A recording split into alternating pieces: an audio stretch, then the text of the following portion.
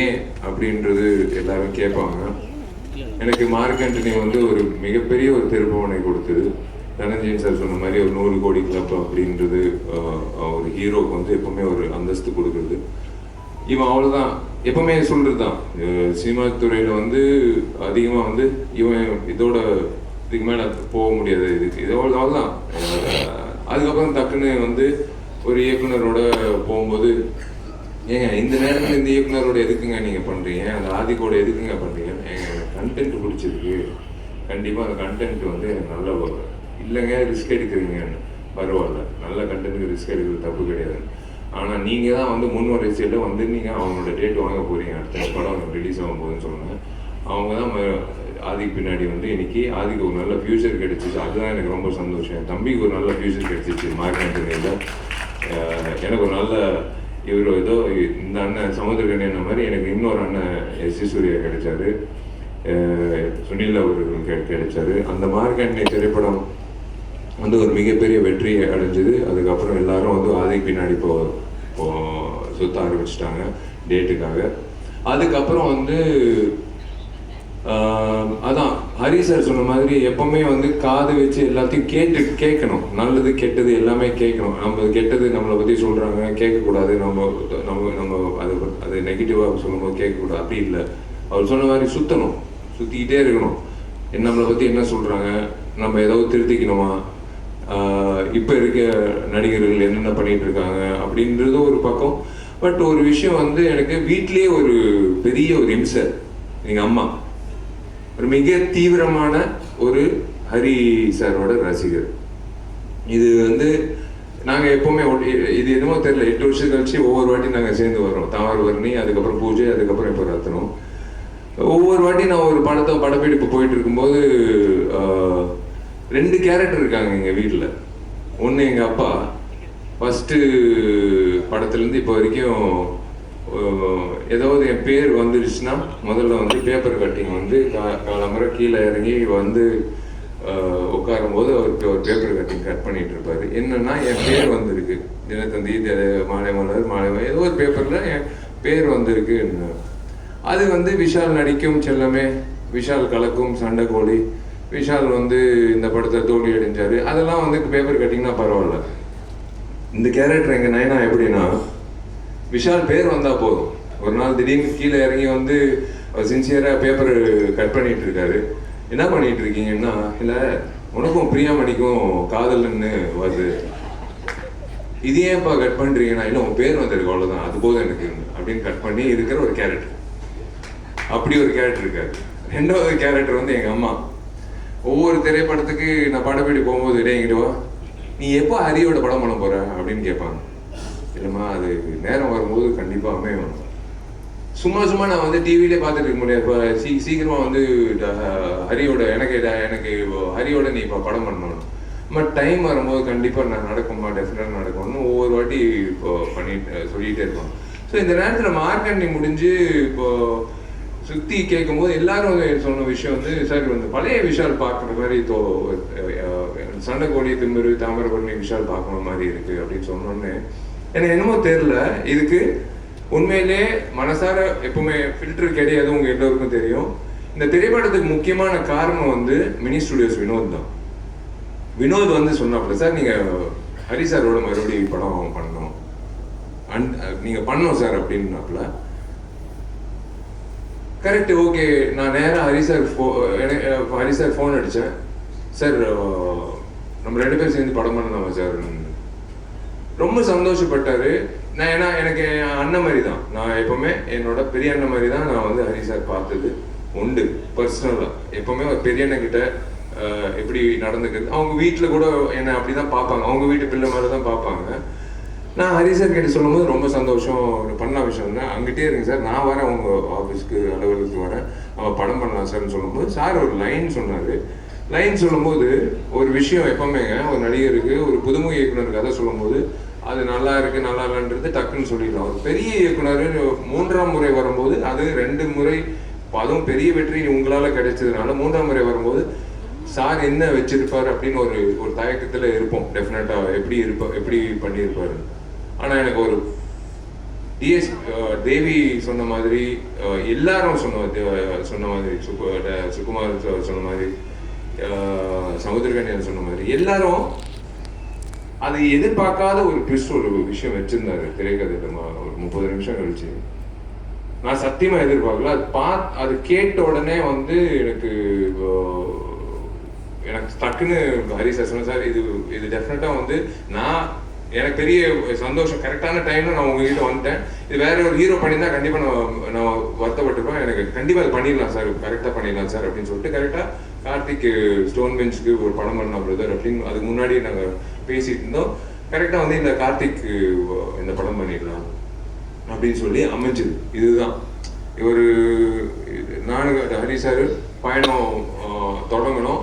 இதுக்கு ஒரு நல்ல ஒரு பிளாட்ஃபார்ம் வேணும்.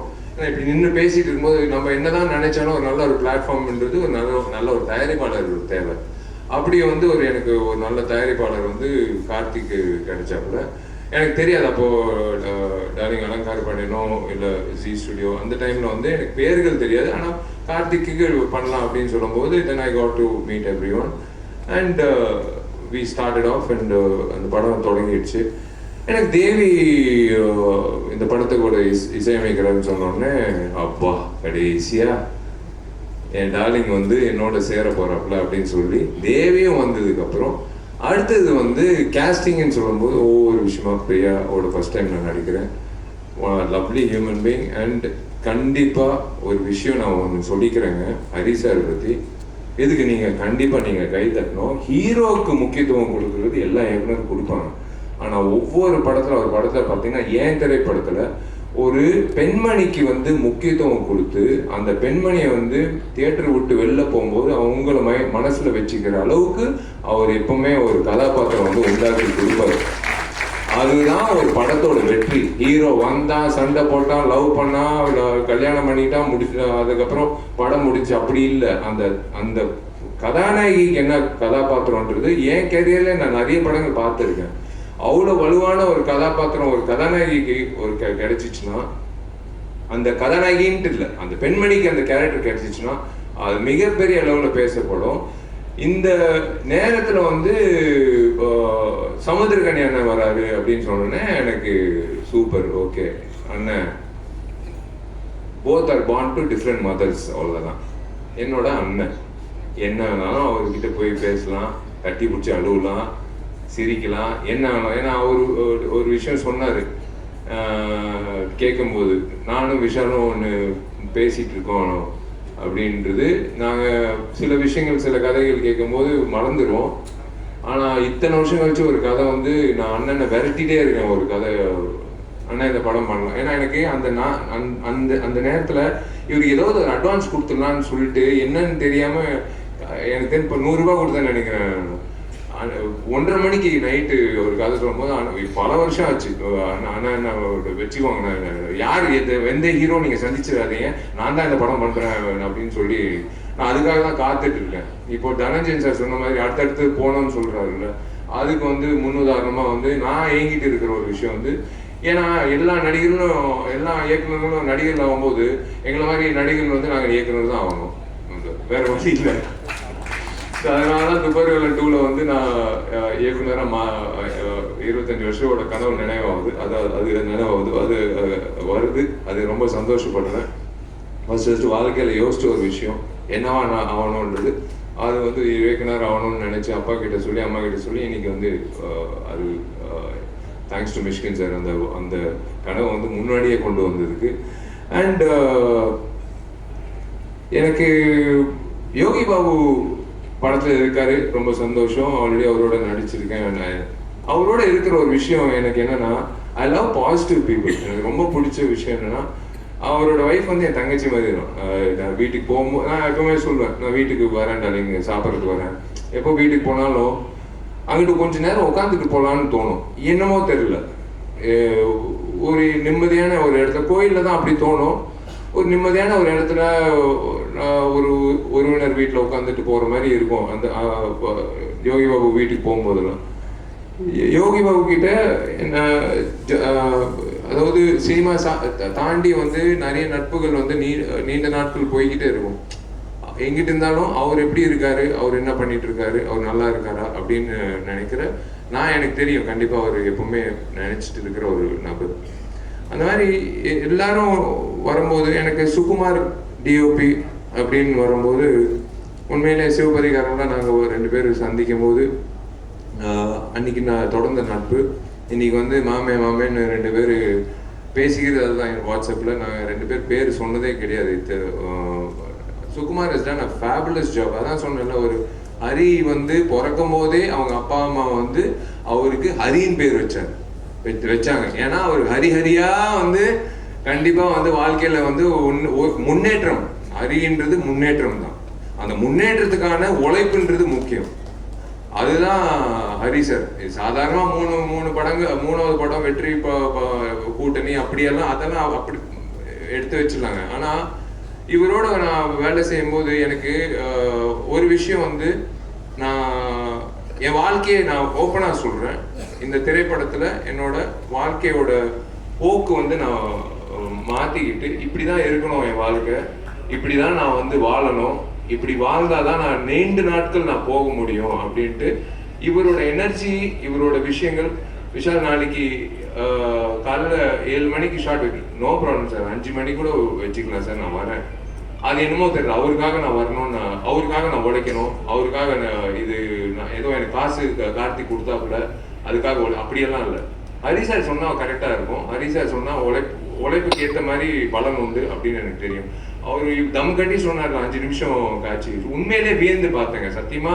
ஒரு கேமரா வந்து ஒரு ஃபில்மா இருந்ததுன்னா கண்டிப்பா வந்து எடுத்திருக்க முடியாது, டிஜிட்டலா இருக்கிறதுனால. Hats off to Hari sir's vision.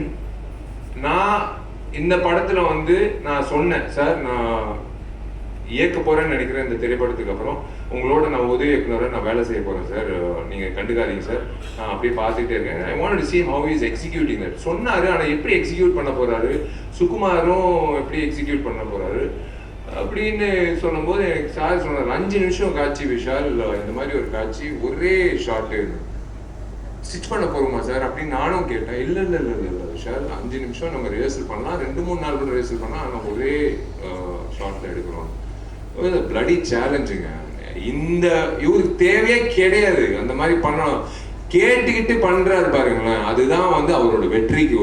முதல்ல இந்த படத்தோட வெற்றி வந்து இயக்குனர் கிட்ட தான் வரணும். இயக்குனர் வெற்றி அடைஞ்சாதான் வந்து எங்களை மாதிரி நடிகர்கள் வந்து உங்க முன்னாடி வந்து நாங்க சொல்ல வேண்டிய விஷயங்கள் வந்து கரெக்டா சொல்ல முடியும். அவரோட பாதையில போயிட்டோம். அது எக்ஸிக்யூட்டட் பை டிஓபி சுகுமார். எப்படி, அதாவது ஒரு பறக்கிற கேமரா வந்து பிடிச்சா அந்த ஒரு ஆட்டம் வரும், அந்த ஆட்டம் வரக்கூடாது, தெரிஞ்சிடும் பிடிச்சிட்டாரு கேமராமேன்ட்டு. அதை பிடிச்சிட்டு இப்படி கொண்டு வந்து அந்த கண்டினியூ பண்ணும்போது என்னோட டார்லிங் கொரியோகிராஃபர், என் உடம்புல 109 தையல், 100வது தையலுக்கு நான் பார்ட்டி வச்சேன் என் நண்பர்களுக்கு. 109 தையலுக்கு முக்கியமான அதிகமான காரணம் வந்து என்னோட டார்லிங் வந்து கனல்கண்ணன் மாஸ்டர். என்ன வந்து இன்னைக்கு ஆக்ஷன் ஹீரோ விஷால் வந்து ஆக்ஷன்ல கலக்கிறாரு அப்படின்னு ஒவ்வொருத்தரும் சொல்றதுக்கு முக்கியமான காரணம் வந்து சண்டைக்கோழியில என்னை நம்பினார் இந்த கனல்கண்ணன் மாஸ்டர். எனக்கு வந்து இன்னும் ஞாபகம் இருக்கு, சண்டைக்கோழி கிளைமேக்ஸ்ல பண்ணிட்டு இருக்கும்போது ஒரு கிக் அடிக்கும் போது ஃபர்ஸ்ட் ரியாக்ஷன் இவரு தான். இவரு கேமரா இது மானிட்டர் எல்லாம் பார்க்க மாட்டார், அப்படியே உடச்சிட்டு போயிட்டே இருப்பாரு. ஏதாவது ஒரு எக்ஸைட்மெண்ட் இருந்தான், கிடைச்சேன் ஜாக்கி சான் அப்படின்னு சொல்லிட்டு அப்படியே போயிட்டே இருந்தார். நான் வந்து ரோப் ஷாட்ல நின்றுட்டு இருக்கேன், பிரேக்னு சொல்லிட்டு அவர் பாட்டு போயிட்டே இருக்கேன், நான் பாட்டு ரோப்ல நின்றுட்டு இருக்கேன். அவர் வந்து ரசிக்கிறார், என்ன சொன்னாலும் செய்யறாயா, பரவாயில்லையா, சூப்பர் அப்படின்னு சொல்லிட்டு அவர் வந்து தொடங்கின ஒரு விஷயம் தான் எங்களுக்குள்ள ஒரு இது. ஃபர்ஸ்ட் தையல் வந்துருச்சுன்னா விஷால் படம் சூப்பர் ஹிட் அப்படின்னு. அதே மாதிரி தான் 12, அதுக்கப்புறம் 16, அதுக்கப்புறம் பூஜையில மறுபடி 16. அவர் வந்து என்னன்னா தையல் வந்து விஷால் முடிஞ்சிச்சுல, தையல் முடிஞ்சுதான். ஆமா மாஸ்டர் போட்டாங்க, தையல் போட்டாங்க.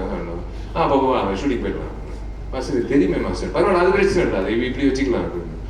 அந்த மாதிரி வந்து கனல்கண்ணன் மாஸ்டர், ஹரி சாரு, சுகுமார், அங்கிட்ட இருக்கிற ஃபைட்டர்ஸு, அங்கிட்ட இருக்கிற அசிஸ்டன்ஸு எல்லாரும் சேர்ந்து அந்த 5 நிமிடம் வந்து காட்சி அமைச்சது வந்து it is going to be a treat for all of you. It is something you can expect always from a new director to prove it, not from a senior director at this point of time in his career. அது பண்றாருன்னா இன்னமும் நானும் நிக்கிறேன், உங்க மத்தியில நானும் நிக்கிறேன், நான் உங்களுக்கும் ஈடு கொடுக்குறேன் அப்படின்னு சொல்லி பண்ற ஒரு விஷயம் தான். ஸோ அதுதான் எனக்கு ரொம்ப சந்தோஷமா இருந்தது. அதுதான் எனக்கு ரொம்ப பிடிச்ச விஷயம். இன்னைக்கு ஐ தேங்க்யூ ஃபார் ஒரு அதான் உங்க எல்லோருக்கும் நான் ஏன் நன்றி சொல்றேன்னா, இந்த பொக்கே கொடுக்கறதெல்லாம் எங்களுக்கு பழக்கம் இல்லை, எப்போ ரொம்ப காலமா இருக்கு அந்த ஒரு விஷயம். ஏன்னா உங்களுக்கு எனக்கு தெரியும் 5 நிமிஷத்துல உங்க வண்டி பின்னாடி தான் இருக்கும், அது வாடி போயிடும் அதெல்லாம். இப்போ சிரிப்பு பார்த்தீங்கன்னா அந்த 2 பிள்ளைகள், நீங்க தான் அப்போ படிக்க வைக்கிறீங்க, நான் படிக்க வைக்கல, நான் படிக்க வைக்கிறேன். ஆனா இன்னைக்கு ஒரு நிகழ்ச்சியில வந்து 2 பேருக்கு ஒரு வாய்ப்பு கிடைச்சிச்சுல, அது நீங்க தான் வந்து இப்போ இன்னைக்கு வந்து அது உணர்ந்து நீங்க வந்து மதிச்சு கொடுத்தீங்களா, அதுக்காக தான் வந்து அந்த 2 பிள்ளைகளுக்கு வந்து படிப்பு கிடைச்சிச்சு. அதுவும் பெண் குழந்தைகள் படிச்சு முன்னேறினாங்கன்னா ஒரு பெரிய ஒரு சமுதாயமே பெரிய மிக சிறந்த சமுதாயமா இருக்கும்.